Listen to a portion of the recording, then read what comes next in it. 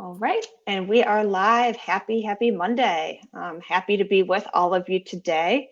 I'm Maggie, and we're here with Purse Strings, and we're here today with Lindy Venustus, and we will be talking about kind of going into that, getting comfortable with retirement. So we're excited for everyone tuning in today. For those who don't know, we are Purse Strings. We are here every Monday at 1:30, and we are providing just some financial professionals, giving you some education to get those wheels turning, and just, start having these financial conversations because they are so important to have. And then when you need professionals to go to and work with, when we have Purse Strings approved professionals like Lindy, I always get this backwards, who is a certified financial professional. But we have all different things finance. And so that way you can make a team of professionals who are willing, ready, and able to work with you. So Lindy, we are so excited to have you here today. Could you introduce yourself to everyone here? Thank you, Maggie. Yes, I'm Lindy Venustus. I have been in the insurance and financial services industry since 2002.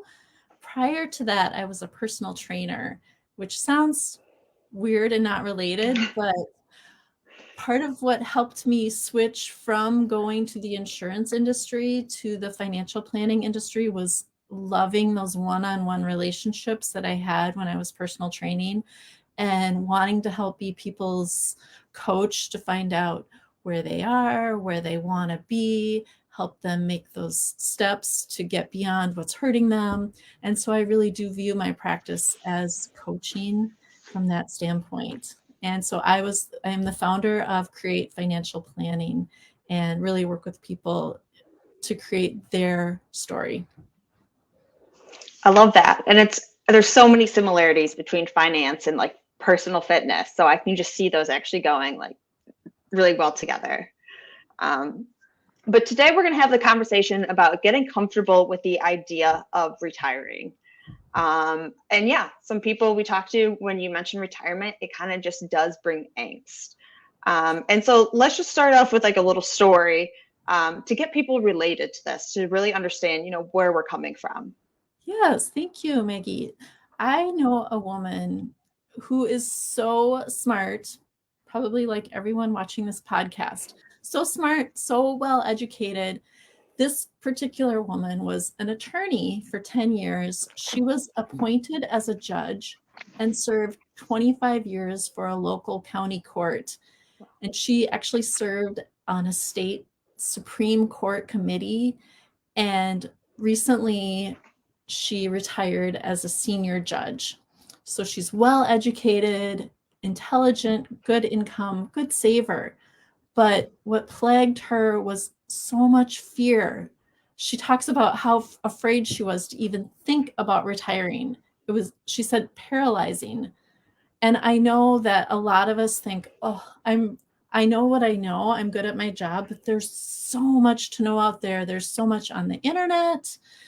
Everything, people are saying different things. There's the news. Like, I'm afraid. I hear this all the time. I'm afraid to look at it. She talked about suffering real psychological pain with her worry and her fear and her anxiety about the future. And she was actually afraid to imagine being able to stop working. I often hear people talking about being afraid to be a burden, running out of money, what to do, how to do it, when to do it, right? Well, her concerns were that it felt so complicated and there's so much to know. What if I make a mistake that I can't undo? Will I be okay? How will these decisions affect my family during and after my lifetime?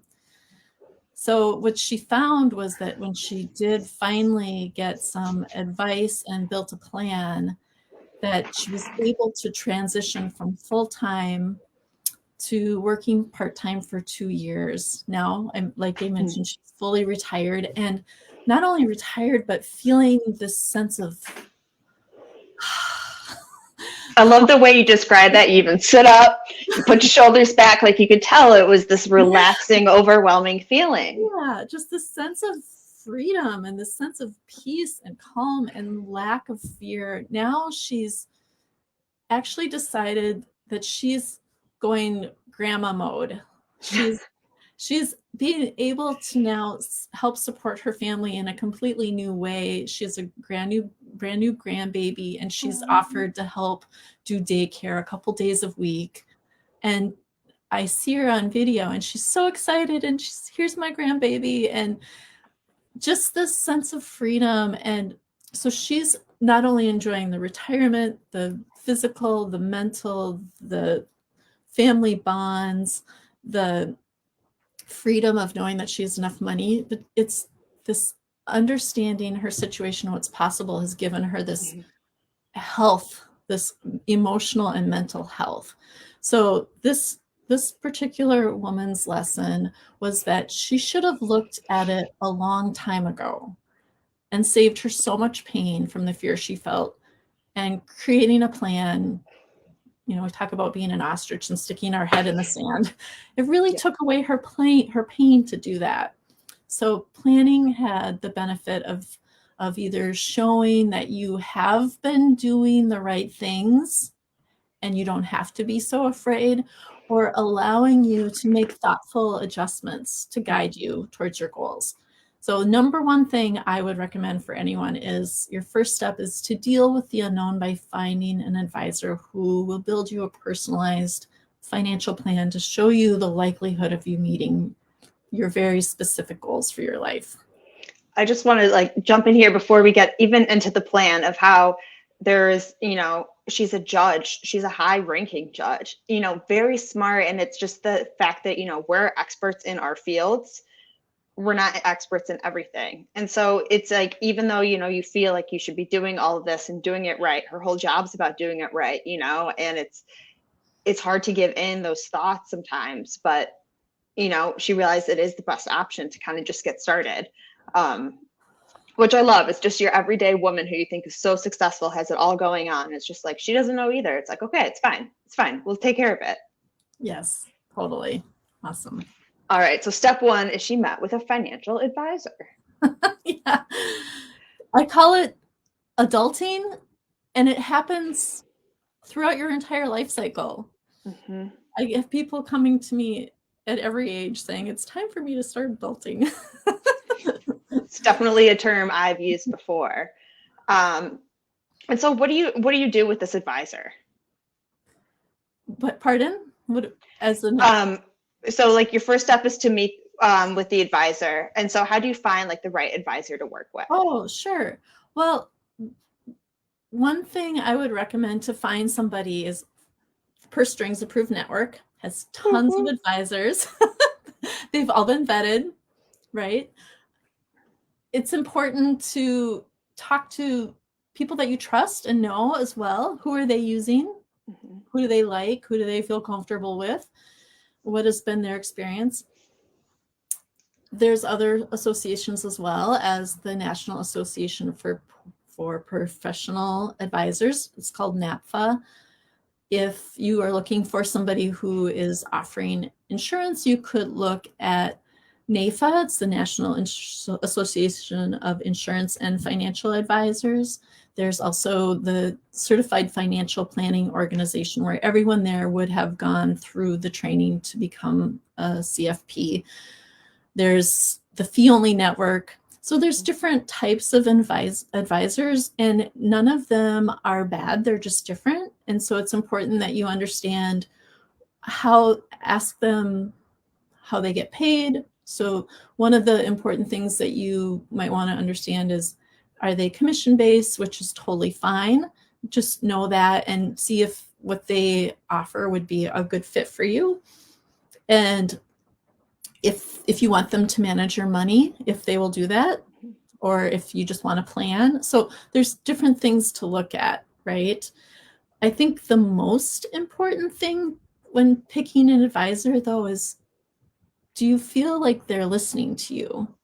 Mm-hmm. In the introductory conversation, unlike this, who's doing the most talking? Like right now, I'm doing the most talking. But when you first meet somebody, really, it's your meeting. It's you asking them questions, you sharing what's important to you, and really feeling like you have a good rapport with them, you feel comfortable talking to them. When they speak to you, do they explain things in a way that feels easily understandable without making you feel stupid or silly? Do they make it easy for you to ask questions as well? Mm-hmm. So the relationship that you have with this person is going to be the cornerstone, and you need to make sure that you're not afraid to talk to them about the Right. things that you are potentially afraid of or that And you're concerned about, and so that they can do a good job for you.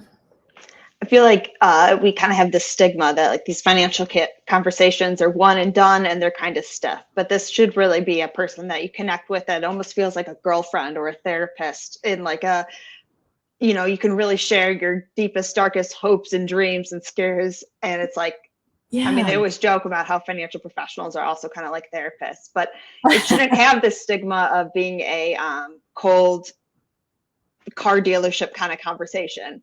Right. It's a very back and forth, communicative, warm conversation.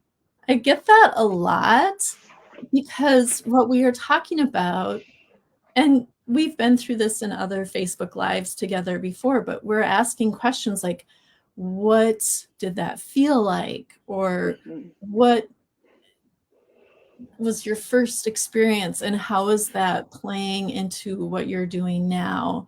Or some people equate love with money. Mm-hmm. So either in giving it all away or hoarding or in generosity. And so being able to provide for yourself, these are really real things that we need to talk about. Right. I did have a client whose husband passed, and she had not been a participant in their planning or saving. She'd been a homemaker. And after he passed, within the first year, she gave away a quarter of what he had managed to save for his whole working career. Wow. She didn't feel comfortable with it.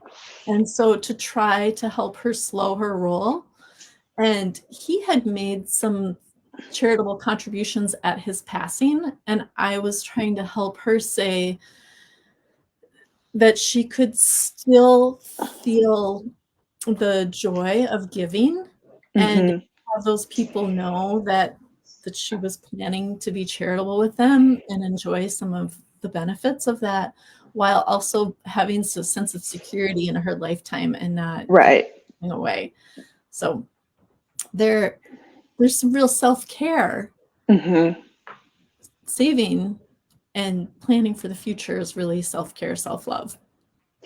It definitely is. It definitely is. So you got to find those professionals who you really click with, which you gave a lot of great places, as well as, be comfortable with them, the right question. And so the main question people always ask are how the advisors get paid. We Right. always want to know how people get paid. So will you give us some insight to this? Yes. Okay. I mentioned this a little bit earlier. Some advisors are commissioned for either the sale of insurance or for this purchasing or sale of investments. And if someone earns a living from commissions primarily, it's important that you understand that, not because commissions are bad, but because you want to make sure that their solution is the best solution for you. Right. So make sure that they have lots of items in their toolkit. You don't want to go to somebody who everything is a nail because they have a hammer, right? Right. Just understand what they have and how they can work with you. A fiduciary is by definition someone whose job is to put your best interests in place first. And so that fiduciary often is not entitled to a commission. So if you're asking if somebody's a fiduciary, they probably won't earn their income from that. Some advisors may want you to move your savings to be under their control, and they will charge you a percentage of that total. And that is the way that the investment industry has been for 50 years. It's called assets under management, or AUM. And it's very common for that charge to be about 1% of the money that you have with them. Some advisors won't work with you unless you bring them all of your assets, all of your money, and they have tended to focus a lot on research or what to pick or the timing and the ups and downs in the market. And I think they're starting to move more towards the planning model. So Okay. again, it's not bad. It's just historically, that's what the industry has been. Mm-hmm. It's not as common now, but some advisors will charge you based on all of your accounts, even the ones they don't manage. So let's say you have a lot of money in your work savings account. This is called assets under advisement. So that's Okay. another option. What might be nice about this is if you're a high income earner early in your career, you have a big mortgage with a lot of debt or a lot of student loans, that is considered your net worth. So you might have no net worth or negative or low, right? And then some advisors will charge you based on your net worth and your income. And again, this can be nice if you have a big mortgage and lots of student loans, because it's what you have minus what you owe. It's your net worth. What's becoming more common now is advisors charging for ongoing financial planning, and it's not tied to them managing your money or selling anything. These advisors are usually a fiduciary, and their goal is to focus on your goals, creating action items to help you do all the parts of adulting and hitting all the areas that are the part of your plan, like thinking about your insurance, though they may not sell insurance, or your estate plan, though they may not be attorneys, thinking about future taxes and tax strategies, though they are not CPAs, possibly planning for health expenses, Social Security, education, charitable gifting, buying or selling or running a business, as well as your short and long-term goals. Wow. And some planners will even do a one-time plan. So Okay. yeah, so there, I mean, there's a lot. So it's important to ask this question, like, how will you work with me? Yeah, I mean, there's a ton of different options there. And so, like a fiduciary, they have to state that they are a fiduciary. That's what typically would be advertised. It's not a weird question to ask, even though fiduciary is a Yeah. weird word, you know? Yeah. And then, yeah, it seems like then the last kind of description of somebody you just pay for these different bits and pieces or these long-term plans. It's like a holistic view, you know. It's Mhm. very much like all the pieces. Not saying the other ones couldn't be a very holistic view. Right. And then if you're a do-it-yourselfer where you enjoy doing the research and you want to do your investments on your own, or you've found a company that where your money that you're saving for the future is, and it might be a good idea to work with somebody who does planning for you so that you can continue to manage your own money. But then if you're like, oh, I don't want to do that, then you could go either to a planner who does manage assets or one of the other more like broker dealer type situations where they will buy and sell on your behalf. Okay. And so then what kind of planning do you do? Oh, thanks for asking. Back to you. I am a fiduciary. I do ongoing financial planning. I don't sell insurance products. I am licensed, so I do review them. I do the ongoing financial planning. One of the things I really enjoy, I feel sometimes people have a hard time thinking about what their life could look like. And it's really important for me that somebody not retire from something, but retire to something. So Right. setting those goals.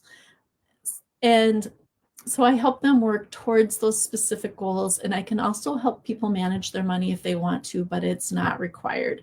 So I really do want to coordinate with them. I help them with the accountability of making sure they have their beneficiaries right and all the Yep. important documents in place, and that we have looked at anything that could happen. I like to help people prepare for the worst, but plan for the best. Right. So look at all of the things, even though I am compensated only for preparing the plan, or if they want me to help them with their investments. But so I might coordinate with a CPA, but I'm not doing their taxes, right? I might coordinate Right. with their estate attorney, but I'm not writing their healthcare directive. It's a team approach. It's a team approach. We all can't be experts in all these different areas, especially with all these specifics. So we'll just send you to people who know what's going on and help along the way. Yeah. And I'm so grateful I don't do taxes. You and me both. You and me both. So do you have any more stories that you would like to share with us today about, how you kind of changed this fear to success, or just, work through this fear? Yeah. I have a self-employed therapist who felt that she neither understood the details of what makes up a whole financial plan, nor did she really want to. And she felt so much fear again about becoming a bag lady, as she put it, or a burden on her family. While working together, we were able to show her that what she has and what she still needs, and to be a guide for her, not just saying do this, but I'm there every step of the way, and introducing her to people who can help her do it. And this is why it's important, and this is what it means to your family. Mm-hmm. This is why you want to do this. That's a motivating factor. Mm-hmm. And we talk about not just this is what you have to do, but this is why you want to do this, to help soothe that fear, and talk about what it does mean for her emotionally and mentally, and for her family, and leaving that legacy. So now when we talk, she's still not really interested in the inner workings. She just wants to know, am I okay? Can I retire? And what we've found is that she's actually looking at retiring a little bit earlier than she thought, cutting down her hours, going about half a client load sooner than she thought, stopping earlier. And it's really freed up a lot of energy for her and helped her build the confidence, as well as making some fun choices like wintering in Mexico. So taking care of your financial plan, I think, got a whole lot better. Yeah. So that's why I do this. I love each one of the people that I work with. It's so rewarding to help them live their best life. And I've always called myself the safety girl. And I like to help them feel safe on a cellular level, to know that they're gonna be okay. It really releases anxiety, and that's wonderful for them and their family to know. I know we've touched on a couple of different points that are in a full financial plan. What are some of the main items in there that we should know about? Yeah, I think sometimes people don't know if Social Security will be around or when to take it. There's a lot of people who are younger right now who are wanting to retire early, and the thought of taking Social Security. I mean, I work with a lot of young people who are like, I want to retire when I'm 50. I'm like, more power to you. All right.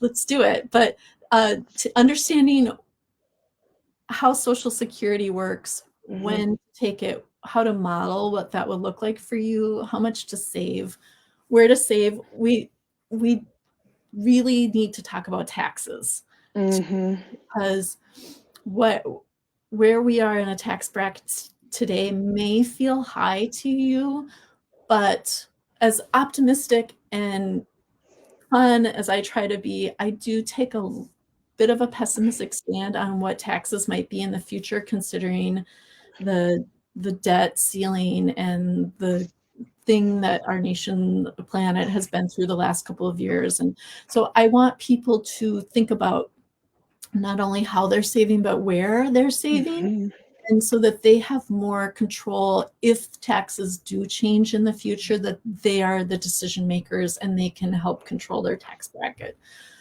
So really being thoughtful about that.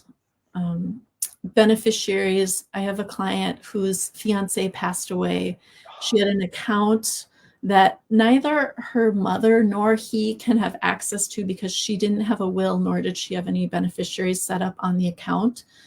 So just making your life easier for your family is that it's already terrible that they lost her, but now they're dealing with headaches from it as well.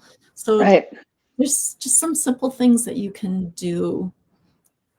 And so there's a lot to think about. Health insurance, we want to model that if you are having children or planning on having children.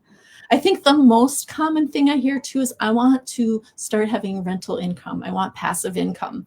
So how can I help you so that you can have the mortgage and have a life? Yeah.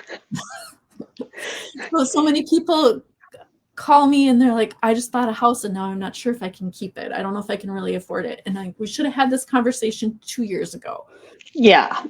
Yeah. At least just before the purchase. Right.